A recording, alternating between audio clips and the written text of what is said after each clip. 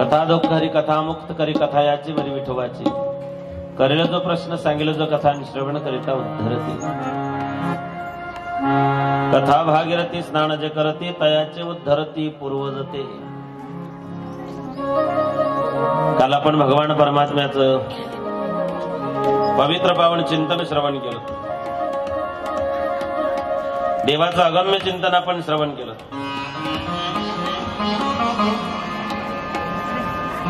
भगवंताच्या कथा संसारातल्या व्यथा हरण करण्यासाठी रामबाण औषध आहे. दीन आणि दुर्बळाशी सुखराशी हरिकथा तारो भवसागरीचे उच्च अधिकारी. कथा देवाच्या असतात, चरित्र देवाचं असतं, लीला देवाच्या असतात, आपले राडे असतात. भगवान शुकदेव सांगतात, राजा परमात्म्याने जन्म घेतला, मथुरेत अवतरण झाले गोकुळात. वसुदेवानं डोक्यावरती घेऊन गोकुळामध्ये पोहोचवलं. योगमायेला डोक्यावर घेतलं, योगमायेला डोक्यावरती घेऊन मथुरेमध्ये पुन्हा परत आले. योगमाया रडायला लागली. रडे माया करी अकांत, रडे माया करी अकांत. नामा म्हणे उठती दूत, नामा म्हणे उठती दूत. रडे माया करे अकांत, रडे माया करे अकांत. योगमाया रडायला लागली. दैत्यांनी कंसाच्या जवळ जाऊन सांगितलं, महाराज 8वा जन्माला आलेला आहे. 8वा.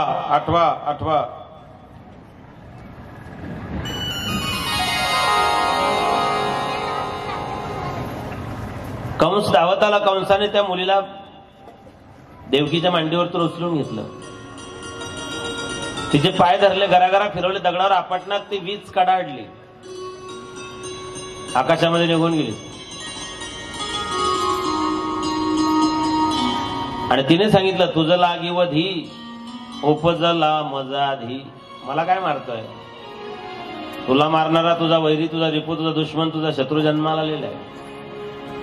कंसाने सगळ्यांना बोलवलं. चानूर, मुष्टिक, वक्रदन, शिशुपाल, शाल्व, विदुरक, पौंडरिक, द्विविध सगळ्या दैत्यांना बोलवलं आणि बोलवून त्यांना सांगितलं, माझा रिपू, माझा शत्रू जन्माला आलेला आहे. रोग, अग्नी, कर्ज, शत्रू यांना कमी लेखता नाही. सगळे म्हणायचे मारून टाका, मारून टाका, मारून टाका. पण मारायला जाईन कोण? त्या मंत्रिमंडळामध्ये एक महिला आरक्षित सीट होतं. तुमचं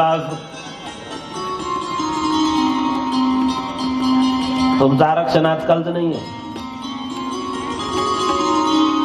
ही पुतना गत जन्मामध्ये बलिराजाची मुलगी होती, रत्नमाला. भगवंतानं बलीला जेव्हा पाताळात घातलं, तिला वाटलं याला विष पाजून मारावं. देवाने सांगितलं, पुढच्या जन्मात तुझी इच्छा ती पूर्ण होईल.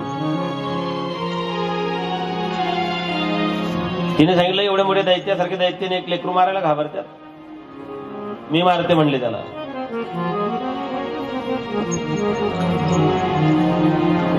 तिने स्तनात बीज भरलं. जेवढे लेकर या 7, 8, 10 दिवसात जन्माला आले त्या सगळ्यांना दूध पाजून मारून टाकायचं. तिने घाली. तिने विचार केला की मी दिसायला विद्रूप आहे, कुरूप आहे, भ्यासूर आहे, भयानक आहे, माझ्याजवळ येईल कोण? तिने आपलं रूप बदलावायचं ठरवलं. कदाचित ब्युटी पार्लर मध्ये गेली असेल. सगळा शृंगार केला. चिपड्या डोरलं, साकड्या पैंजण, कमरेला कमरपट्टा, नाकात नथ घालून सर्व थाटमाट करुनी नेसले ग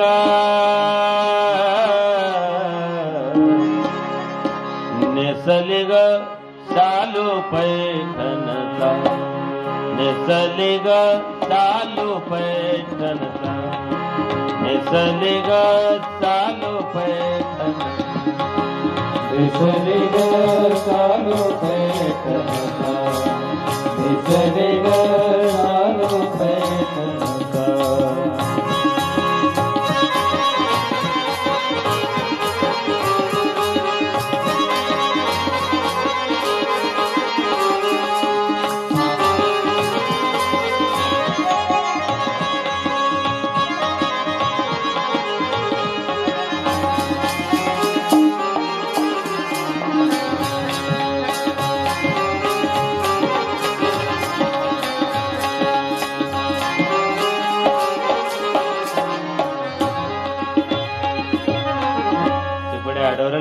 पाया पैंजन कमरेला कमर पट्टा नाकात नत घालून सर्व थाटमाट करून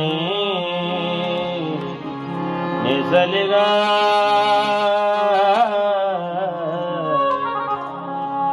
नेसले गा सालू पैठणचा सगळा शृंगार करून पुतना गोकुळात आली. गोनाम इंद्रिय कुलनाम समूह, इंद्रियांचा समूह त्याला गोकुळ म्हणतात. पुतना पुत अधिकना, पुत म्हणजे शुद्ध, ना म्हणजे नाही, जी शुद्ध नाही ती पुतना आहे. पुतना अविद्या आहे, माया आहे. गोकुळामध्ये आली. देवाने विचार केला ही जर दुसरीकडे गेली तर माझ्या सवंगड्यांना मारेल. देवाने तिचे पाय आपल्याकडेच वळवले.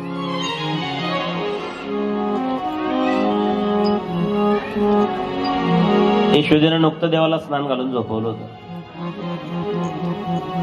पुतनेचा श्रृंगार, तिचे दागदागिने, तिचे अलंकार यशोदा मातेनं पाहिलं. ती इतकी सुंदर दिसायची, यशोदेला वाटलं अप्सरा आली की काय वापलं तरी. पुतनेने विचारलं यशोदेला, म्हणले का ग तुला मुलगा झाला? म्हणले हो. म्हणले मग मला निरोप नाही, बातमी नाही, मेसेज नाही, पत्र नाही. तू कोण आहे? म्हणले मी तुझी बहीण आहे. यशोदा माता म्हणली मला सख्खी बहीण नाही, चुलत बहीण नाही, आत्या बहीण नाही, मावस बहीण नाही, दूध बहीण नाही, गुरु बहीण नाही, सावत्र बहीण नाही. 7 बहिणीपैकी मला कोणतीच बहीण नाही. तू कोणती बहीण आहे? तिने सांगितलं मी तुझ्या आईच्या बहीणच्या, धनांच्या, देरांच्या, जेठाणीच्या मोठ्या पोरजीला अनसोने म्हणले. सांगा बरं काय नातं होईल? मला नाही सांगता आला अजून 21 वर्षात. काहीतरी काल्पनिक नातं सांगितलं तिने. दूरची बहीण आहे मी तुझी. ठीक आहे. म्हणले तुझा मुलगा कुठे आहे? म्हणले मी त्याला आत्ता स्नान घातलं आणि पाण्यात टाकला. झोपला येतो म्हणल्याबरोबर उठून बसला. तो म्हणला येडी मी का झोपा तोडायला आलोय का? आणि तर माझं बवणीचं गिराईक आहे. चांगला दुकानदार बवणीचं गिराईक सोडत नाही.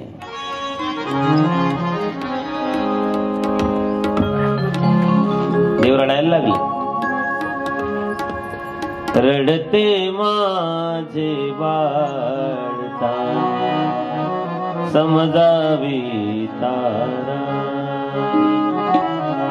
रडते माझे बाळता समजावी तारा, रडते माझे बाळता समजावी तारा.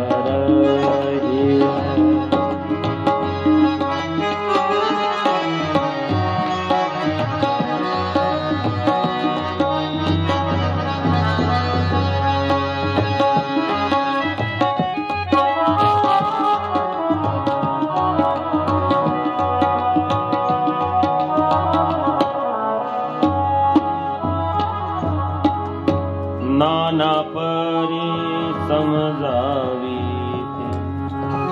मागितले खावया देते. देव थांबत नाही, रडताय.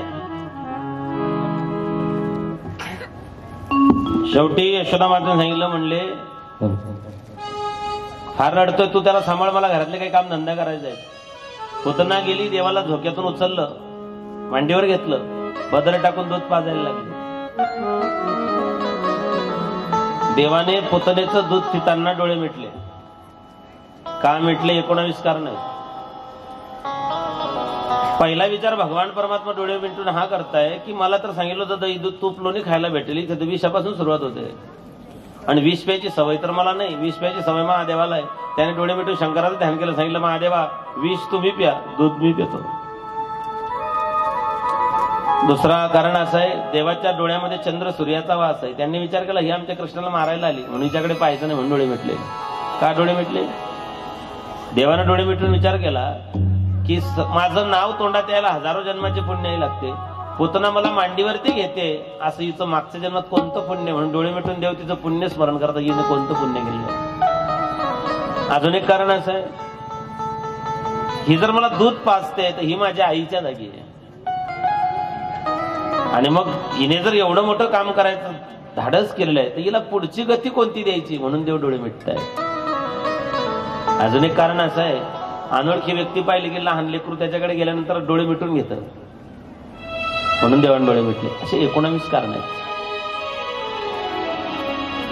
देवाने दूध पिऊन टाकलं, विष पिऊन टाकलं, तिचे पंचप्राण ओढले, तिचा जीव कासावीस झाला. तिने 2 वेळा सांगितलं मुंच मुंच म्हणजे सोड सोड. देवाने सांगितलं मावशी मला माझ्या आईनं फक्त पकडायचं शिकवलंय, सोडायचं शिकवलंच नाही. मी एकतर कोणाला पकडत नाही, आणि ज्याला पकडलं त्याला. पंढरीचे भूत मोठे आल्या गेल्या झडपी वाटे, तेथे जाऊ नका कोणी, गेले नाही आले परतोनी. तुका पंढरीसी गेला पुन्हा जन्मा नाही आला. पुतना संपली, गवडणी धावत आल्या, तिचा भला मोठा देह पडलेला. एक गंमत सांगतो तुम्हाला. प्रभू रामचंद्रानं जीवनामध्ये सगळ्यात अगोदर कोणती व्यक्ती मारली? रामचंद्र प्रभूंनी आपल्या जीवनात सगळ्यात अगोदर कोणती व्यक्ती मारली? ऐकताय ना? कोणाला मारलं? रामाने आपल्या जीवनात सर्वप्रथम कोणाला मारलं?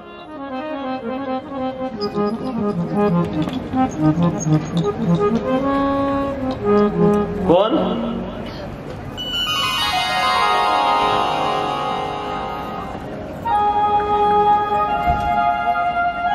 तुम्ही सांगाल तर बरं, मी झोपतो इथेच. मी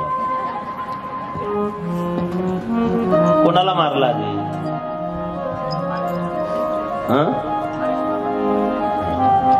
मारीचाला मारलं नाही देवाने. सुरुवातीला जीवन सोडलंय त्याला. मारीच्याच्या सोबत एक व्यक्ती मारलेली त्याने.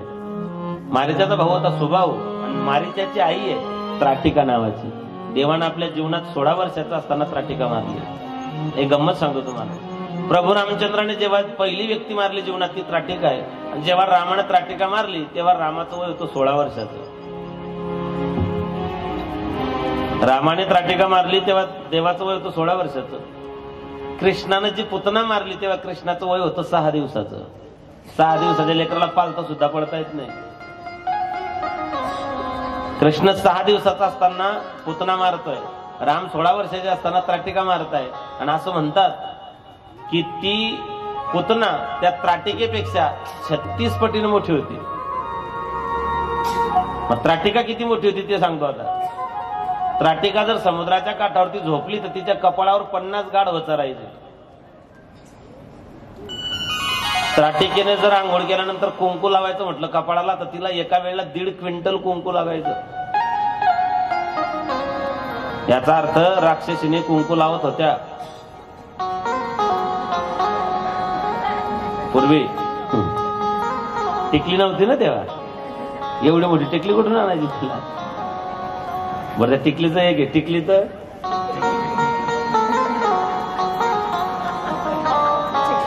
अवघडच येते. माझी आई असं एवढं मोठं कपाळ भर कुंकू लावायचं. ठसठसीत कुंकू असं गेट पासून दिसायचं. तर आम्ही कधी आई काय तू थोडस फॅशनेबल राहायचं ना. ते म्हणे तुला काही लाज वाटते का? मला फॅशनेबल राहायला.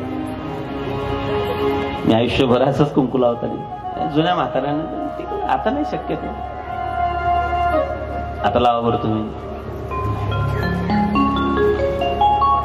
आता नाही शक्य. काळ बदलला. काळासोबत आपल्या, मी असं म्हणत नाही जुनं सगळं चांगलं, नवं सगळं वाईट. ज्या सुधारणा झाल्या त्याचा आपल्याला स्वीकार करावा लागेल. आपण विज्ञानवादी आहोत. वैज्ञानिक दृष्टिकोन डोळ्यासमोर ठेवून आपल्याला चालावंच लागेल.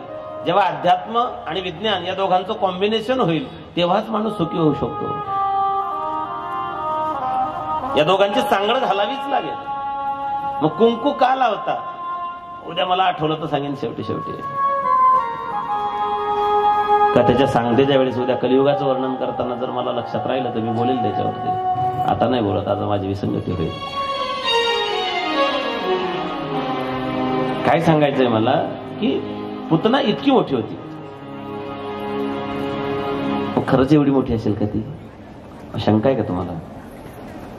मराठी व्याकरणामध्ये काही अलंकार आहे. श्लेष अलंकार, स्पष्टोक्ती अलंकार, अन्योक्ती अलंकार आणि एक आहे अतिशयोक्ती अलंकार. एखादी गोष्ट अशी वाढवून सांगताना कल्पना विलास केला जातो, त्याला अतिशयोक्ती म्हणतात. आणि तो मराठीतला अलंकार व्याकरणातला वर्णन आहे की ती खूप मोठी होती, गेली, संपली. गवळणी धावत आल्या, देवाला उचलून घेतलं, त्याची नजर काढली, भगवंताची नजर उतरवली.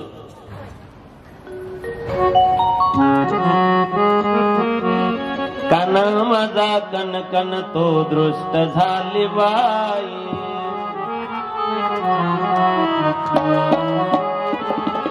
काना माझा कणकण तो दृष्ट झाली बाई, काना माझा कणकण तो दृष्ट झाली बाई, दृष्ट झाली बाई आला नजर झाली बाई, दृष्ट झाली बाई आला नजर झाली बाई, काना माझा कणकण तो दृष्ट झाली बाई, काना माझा कणकण तो दृष्ट झाली बाई.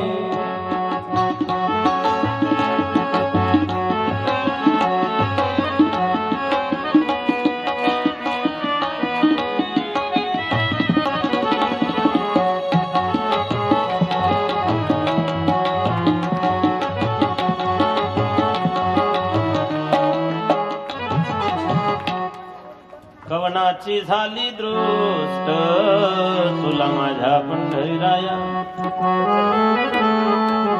करीते लिंबलोन उतरीन तुझी काया, कवनाची झाली दृष्ट तुला माझ्या पंढरीराया, साधू संत येती जाती नजर तुला लाविताती, वरवरी बहुमाया तुला माझ्या पंढरीराया, कोणाची झाली दृष्ट तुला माझ्या पंढरीराया.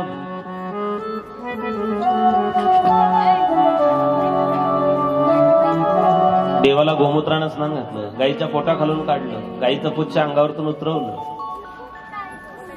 भागवतामध्ये दशम संध्या 6व्या अध्यायात 22 ते 29 7 श्लोक आहे. त्याला बालरक्षा स्तोत्र म्हणतात. जन्माला आलेल्या 1 दिवसाच्या लेकरापासून तर 5 वर्षाच्या लेकरापर्यंत ते स्तोत्र गळ्यात पाहिजे. त्याच्यामुळे लेकराचं दुर्भिक्ष, महामारी, ग्रहपीडा, सर्पभय, आदिव्याधी, रोगराई याच्यापासून लेकराचं रक्षण होतं. ते बालरक्षा स्तोत्र आहे. ते गळ्यामध्ये असावं, भोर्जपत्रावरती लिहिलेलं. पुतना संपली, पुतना संपली. कंसाने महाबळ भट नावाच्या दैत्याला पाठवलं. तो जो शतरूप घेऊन आला. मी आलो रायाचा जोशी हुराई का दादन. तिथिवार नक्षत्राची दशमी उद्याची एकादशी. जो शतरूप घेऊन आला, भविष्य सांगणारा. ते घरोघरी फिरून भविष्य पाहणारे लोक येतात बघा. तुमचा हात पाहून भविष्य सांगतात. ते सगळ्यांना एकच सांगतात. ते प्रत्येकाच्या जवळ गेल्यानंतर तेच एकच ठरलेलं असतं त्यांचं. काय सांगता मग ते? ज्या घरी गेले त्या घरी तेच. लई मोठं मन आहे भाऊ तुमचं. लोक फायदा घेतात तुमचा. आयुष्यात लय कष्ट केलेत तुम्ही, कोणाबद्दल वाईट चिंतित नाही, पण तुमच्याविषयी वाईट चिंतात लोक. लई पैसा कमवला भाऊ, पण पैसा टिकत नाही. लई मेहनत करून बी लक्ष्मी थांबत नाही. तोंडा घशारेला घास निघून जातो. देवावर लई श्रद्धा आहे तुमची, पण देवाबद्दल तक्रार बी आहे तुमची. आणि पेचा देवाचा दोष नसतं भाऊ. नशीब लई जोरावर आहे तुमचं. सुख समाधान बक्कळ पैसा लिहून ठेवलाय. लात मारीन तिथं पाणी काढणार. पण एक नड आहे, कोणीतरी करणी केली तुमच्या पायाखालची माती नेऊन तुमच्यावरती करणी केली.